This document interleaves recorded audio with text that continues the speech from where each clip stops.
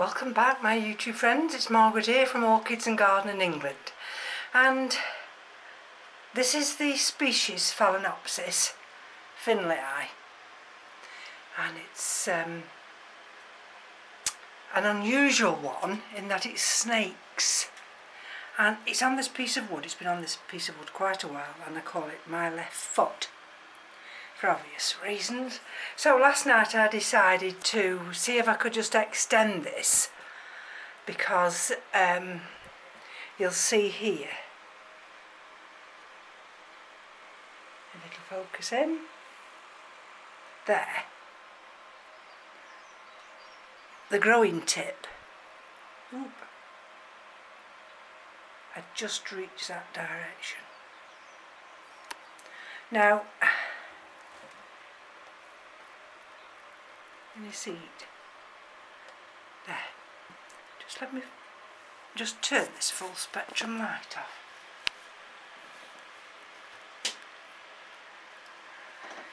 Okay. There. Don't know if it'll allow me to get in any closer. I mean, the thing is, it's got a flattened tip, and you can see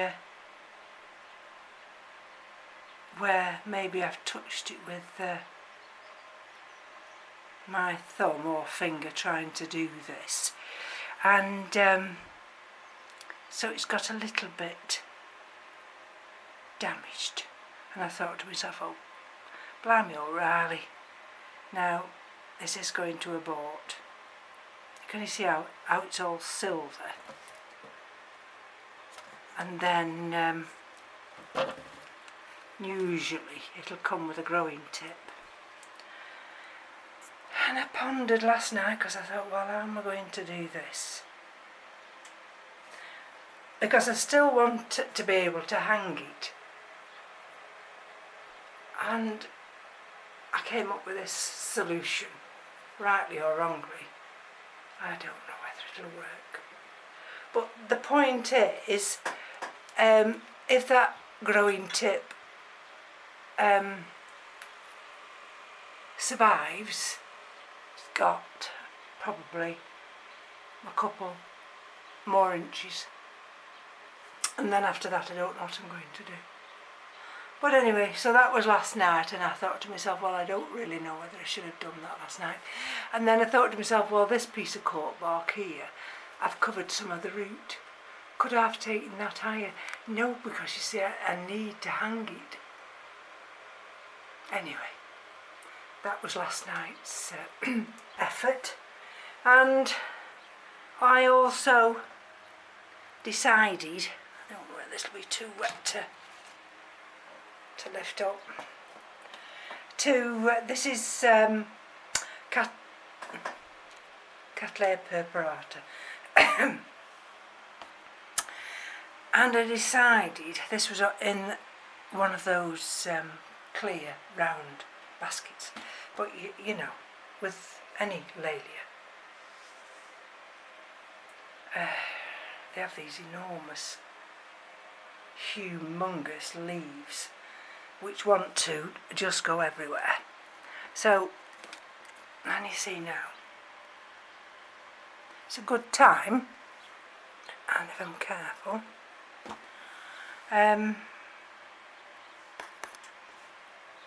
perhaps I've just covered that one up. I've got green growing tips. So what I did is I utilised one of these open type baskets,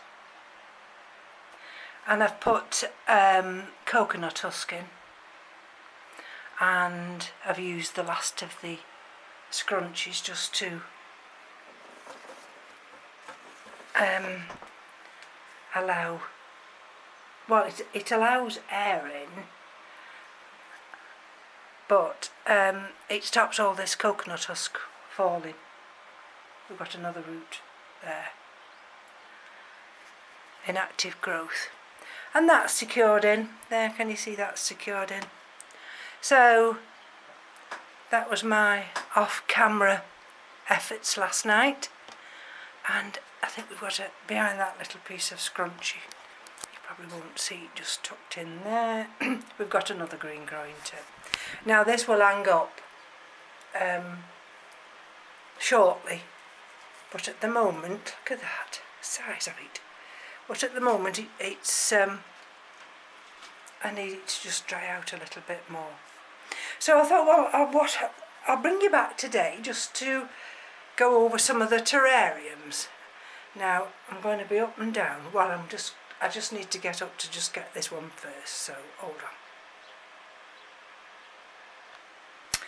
Right. So this one is Tulumia Peach, and these are the two fans that had broken off, and I was growing them on in the little tiny antique holy clay pots that Mark had generously sent to me, and I don't know why these two fell off the mother plant, but they did, and they were fine, they were growing on.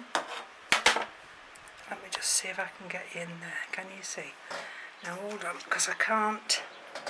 There. So on this one here, can you see behind, I've got a new growth, and I've got another one at the side of it.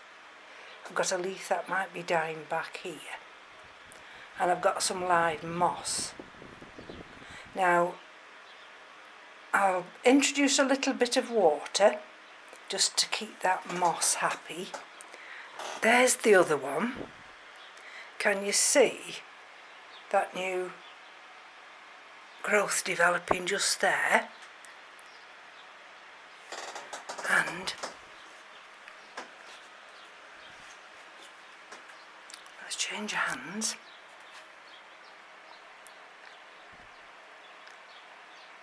Yeah, I think that's the only one from here. Oh no, if you look at that way, you probably won't see, but there's two new growths. That's the trouble when you get these plastic containers and they scratch, they do distort what you're trying to show. So there's two new growths coming out of that one. And so I'm going to put this little plastic end on, can you see? And then when that completely steams up, and I mean really steams up, like the one I'm just going to show you now, then I just take that off and let the humidity just reduce a little. Can you see? That's all it's growing in, a little bit of ceramis, bit of orchid dirt as we call it, and some inorganic media. But that's, so there's two new growths there, and we've got a good new growth there. So hold on. So it's not the first time I've been up here this morning, because you see that one there, that was Bucks Fizz. I cut that inflorescence off this morning. So all them now, I've got no flower inflorescences at all. So I'm hoping that they'll all start to develop roots. I've got some a Dendrobium in that one, a Dendrobium nobile, and I think that might be chrysotoxin in the other. That's getting a water. This is the species Tulumia scandens. That's been watered. Likewise, that one has. And Dendrobium gracilicole's been watered. And LC Bermondsey palm. So every day I come up, sometimes it's a big watering, but other times I just pick one or two randomly. Right, let's look. Can you see? Can you see how this is nice and steamed up, like going into a sauna? So, and have we got, let's take the lid off.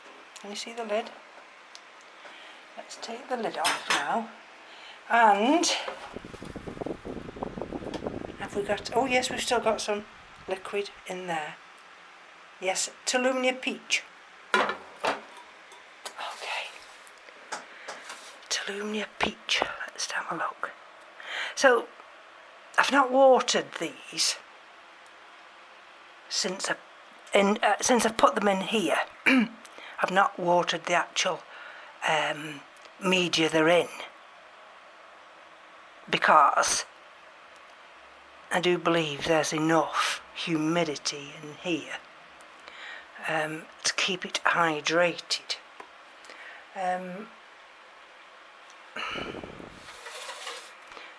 This one, this big one, is doing exceptionally well, and all those roots, aerial roots, and also the roots that are attached to the actual pottery are doing fine. Let's have a look at this one here. Bit of a dead. Right. Now, I could, with this one here, the smaller of the two, just bring a little bit of water there.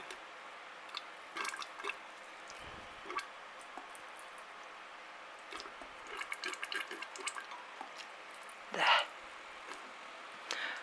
Not a lot, but just enough, because that looks the smaller of the two. Anyway, so that's doing fine. Great humidity, and at some point during the day, I just slightly leave the lid ajar like that. But that's doing great. Did I actually show you where this vase or terrarium or cookie jar actually sits? And it sits here, and of course this is south-facing, and that's why now and again I just lift this back fractionally, and it absolutely gets maximum light here and good humidity. Now, this is the other one that lives downstairs in the living room. And, can you see? And this has got that same substrate as the other one, with a little bit of coconut husk, and see, that's the Restrepi. It's got 2 new leaves coming, that one has. These are the ones that have actually got planted inside this media. This is a Dendrobium. I'm not so sure about that piece of, excuse me, that piece of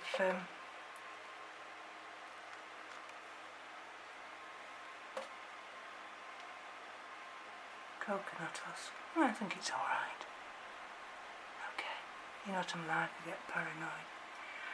So, I think this is a Dendrobium. And to turn it round here, this is some kind of purpurata. And this absolutely loves it. Look under there. If we can just gently, see, we've got 2 new little baby leaves there.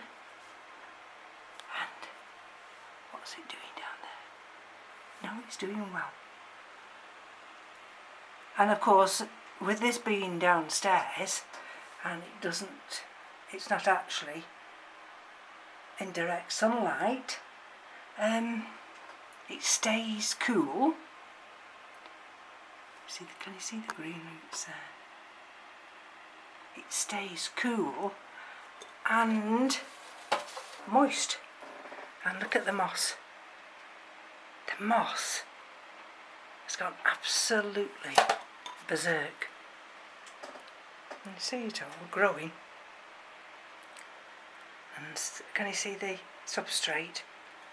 Have we got much? Doesn't look as though we've got an awful lot of water. There is water, so can you just see there? So that doesn't need me to introduce any plain water at all. And I'll take this back downstairs with me. So one might ask, well, what's the advantage of growing in terrariums? Well, during the winter, if you can recall, I grew virtually all the Masdevallias in these terrariums, and they were in the hallway. So that meant that they were cool, because I struggled. In the winter here, I go to warm, not as it is at the moment. I'll check the humidity and everything in a minute, and the temperature, and it would be far too hot up here. I mean, the Cattleyas absolutely love it in here in the winter, but the cooler growers don't. I have to move the Kingianums, which are on this bottom shelf here. I have to move the Kingianums into our bedroom, bright sunshine, and but it's cool. So the advantages of putting them in a terrarium is it absolutely explodes the humidity. I mean, at the moment, because we've gone into cooler weather, I've been having a humidity of 80% in this grow room, which I can't complain about. Right, now this one,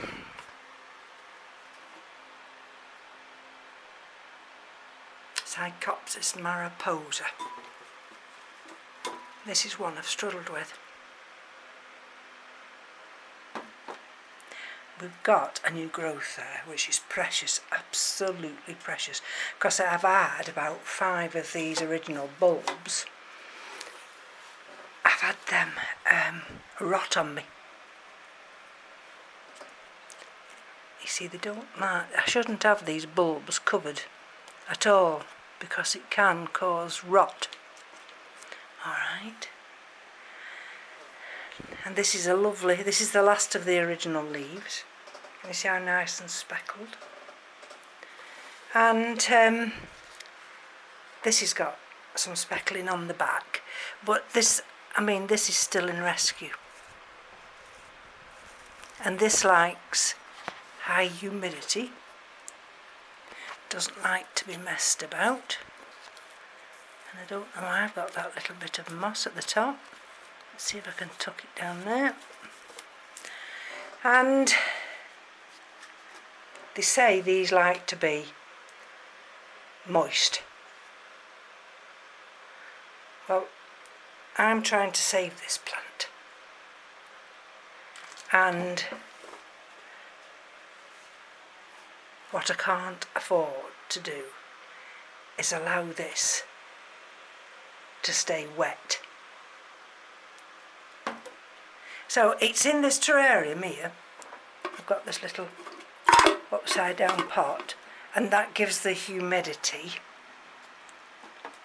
Alright. And all I do with this, let's put this back in here. At the moment I'm trying to avoid over fertilising this.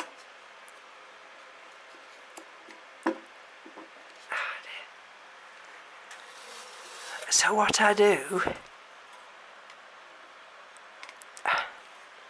just get it sat straight on there, and let's just move it, there we go. Again, you see, with this little rabbit, I think it's a rabbit feeder, all I'll do is just gently put a little bit of plain water. Let me see.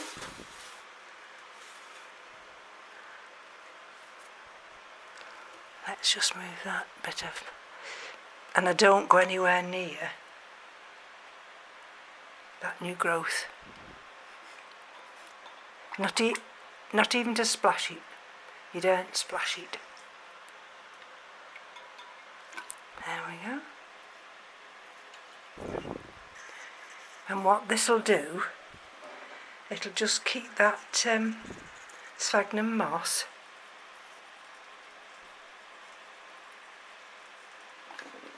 moist, and that's all I need. That's all I want. I don't want it to be wet. There we go. There. Can you see? Can you see how it's changed colour? Oops. And this sits under there at the back. There we go. So this doesn't have a cover on anymore, and like I say, this has taken me nearly 12 months, she says with a sigh, but at last I'm getting to grips with this. So thank you for joining me.